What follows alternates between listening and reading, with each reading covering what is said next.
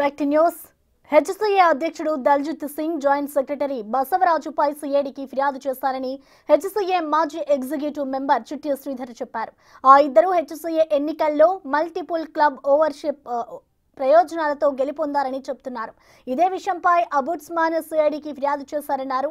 అక్రమంగా ఎన్నికైన హెచ్సీఏ కార్యవర్గాన్ని రద్దు చేసి తక్షణమే ఎన్నికలు నిర్వహించాలని చిట్టి శ్రీధర్ డిమాండ్ చేస్తున్నారు. సీఐడీ అధికారులు తన స్టేట్మెంట్ రికార్డ్ చేసుకున్నారంటున్న చిట్టి శ్రీధర్తో మా ప్రతినిధి సురేష్ ఫేస్ టు ఫేస్.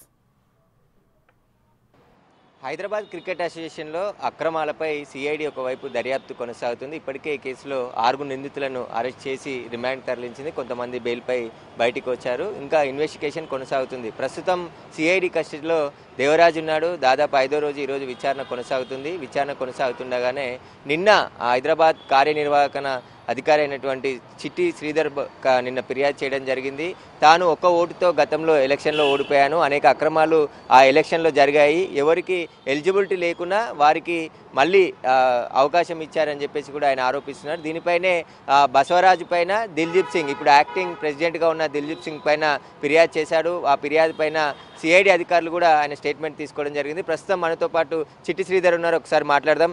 ఏం జరిగింది అసలు? మీరు ఓడిపోవడానికి కారణాలు ఏంటి? మీరు ఫిర్యాదులో ఏం కోరుకున్నారు? అసలు మేము ఓడిపోవడానికి కారణం కంటే ముందు ఒక 57 క్లబ్స్ని డిస్క్వాలిఫై చేయడం జరిగింది. ఓటింగ్కు రాకుండా వాళ్ళు మల్టిపుల్ క్లబ్ ఓనర్స్ అని.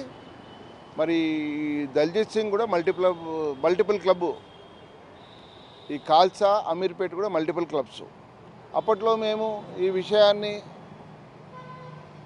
రిటర్నింగ్ ఆఫీసర్గా ఉన్నటువంటి సంపత్ కుమార్కు తెలియజేయడం జరిగింది.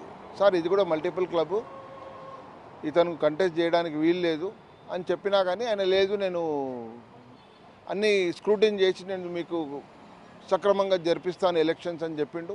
కానీ అప్పుడున్నటువంటి రాష్ట్ర ప్రభుత్వం, బీఆర్ఎస్ గవర్నమెంటు ఆయనకు ఒత్తిడిలో గురి చేసి జగన్మోహన్ రావు కానీ, దల్జిత్ సింగ్ కానీ, మరి ఈ బసవరాజు, ఈ ముగ్గురిని కూడా కంటెస్ట్ చేయడానికి, అంటే వేసిన ప్రతి నామినేషన్ని యాక్సెప్ట్ చేసి వాళ్ళని పోటీలో ఇది పెట్టింది. మేము మళ్ళీ ఇప్పుడు నేను మొన్న కూడా సింగిల్ మ్యాన్ కమిటీ చైర్మన్కి, ఎథిక్స్ ఆఫీసర్కు, ఒంబోడ్స్మ్యాన్ కూడా నేను ఒక వినతి పత్రం ఇవ్వడం జరిగింది. దాన్ని వాళ్ళు మరి చూసారో లేదో, వాళ్ళు నేను వెళ్ళినప్పుడు లేరు. మరి ఆ లెటర్ని నేను ఇన్వర్డ్లో ఇవ్వడం జరిగింది. మరి అదేవిధంగా సిఐడి వాళ్ళకు కూడా ఈ లెటర్ ఇవ్వడం జరిగింది. వాళ్ళు నాతో చాలా విషయాలు స్టేట్మెంట్ రాసుకున్నారు. ఇంకా కొన్ని డీటెయిల్స్ కూడా నేను ఇంకా 1-2 డేస్లో ఇస్తానని చెప్పాను. దీనికి తగిన న్యాయం జరగాలని నేను ఈ మా సింగిల్ మ్యాన్ కమిటీ మెంబరుకి ప్లస్ ఒంబోడ్స్మెన్, ఎథిక్ ఆఫీసర్, అలానే సిఐడి వాళ్ళకు కూడా చెప్పడం జరిగింది. అంటే మీరు ఇచ్చిన కంప్లైంట్ మీద ఫిర్యాదు చేశారు కదా, కేసు నమోదు చేసి దర్యాప్తు చేస్తామన్నారా సిఐడి పోలీసు? ఇంకా కొద్దిగా డాటా రావాలి వాళ్ళకి కొద్దిగా క్లారిటీ, ఇంకా డాటా రావాలని చెప్పారు. అక్కడ జరుగుతున్నటువంటి కరప్షన్, అవకతవకాలు ప్లస్ ఈ ఎలక్షన్స్ గురించి నేను చాలా డీటెయిల్డ్గా ఇచ్చినాను. అది వాళ్ళు జరిగింది కరప్షన్ అంటే ఏ విధంగా జరిగింది? అప్పుడు ఎప్పుడు హైదరాబాద్ క్రికెట్ అసోసియేషన్లో గత 15-20 ఏళ్ళ నుంచి కూడా ఇదే పరిస్థితి ఉంది. ఎవరు ప్రెసిడెంట్ అయినా కరప్షన్ మాత్రం ఆగట్లేదు అంటున్నారు కదా. నేను 2014లో కూడా కార్యవర్గ సభ్యునిగా ఎన్నుకోవడం జరిగింది. అప్పట్లో కూడా నన్ను ఒక 3-4 మంత్స్ తర్వాత అప్పుడు ఉన్నటువంటి అధ్యక్షులు అర్షద్ అయ్యూబ్ గారు నన్ను సస్పెండ్ చేయడం జరిగింది. ఈ కరప్షన్ గురించి నేను ఎప్పుడు మాట్లాడినా కానీ ఫస్ట్ నన్ను సస్పెండ్ చేయడం జరుగుతుంది. ఒక మైనారిటీగా చూస్తారు నన్ను అసోసియేషన్లో. సిస్టమ్ని డెవలప్ చేయాలని చెప్పేవాడిని ఎప్పుడు కూడా మైనారిటీగా చూస్తారు. నేను ఇప్పటివరకు కూడా ఏ కాంట్రాక్ట్స్, ఎటువంటి కరప్షన్లో నేను లేను. నాకు ఈ అసోసియేషన్లో ఏం జరుగుతుందో నాకు బాగా తెలుసు. అందువల్ల నేను పాయింట్అవుట్ చేస్తానని వాళ్ళను సస్పెండ్ చేసి నా టర్మ్ మొత్తం నన్ను బయట పెడతారు. నాకు సస్పెండ్ చేసేటువంటి దాంట్లో లీగల్ ఎక్స్పెన్సెస్ కోట్ల రూపాయలు చూపిస్తారు. ఎలక్ట్ అయిన ప్రతి సభ్యుడికి కూడా మాట్లాడడానికి అవకాశం ఉంటుంది. ఇవాళ అసెంబ్లీలో కానీ, పార్లమెంట్లో కానీ ఏ పార్టీ అయినా, ఇండిపెండెంట్ వ్యక్తి అయినా మాట్లాడడానికి. కానీ మాట్లాడేవాడిని సస్పెండ్ చేయడం అనేది నేను ఎప్పుడు కూడా చూడలేదు. అటువంటి పద్ధతులు జరిగినాయి. మరి మన 2023లో కూడా నేను పోటీ చేసినప్పుడు నేను ఒక 2 ఓట్లతో ఓడిపోవడం జరిగింది. దానికి కారణం ఏంటంటే ఈ bulk voting plus bribes elections ముందు ఇచ్చినటువంటి డబ్బులే నా ఓటమికి కారణం.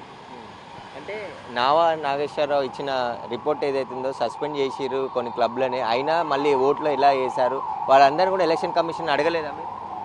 ఓట్లు వేయడం కాదు, 57 క్లబ్లను సస్పెండ్ చేసినాక కూడా కొన్ని క్లబ్స్ని అయినా చూసి చూడనట్టుగా ఉండడం నాకు తెలియదు. కానీ ఈ 2 క్లబ్లు కూడా మల్టిపులే.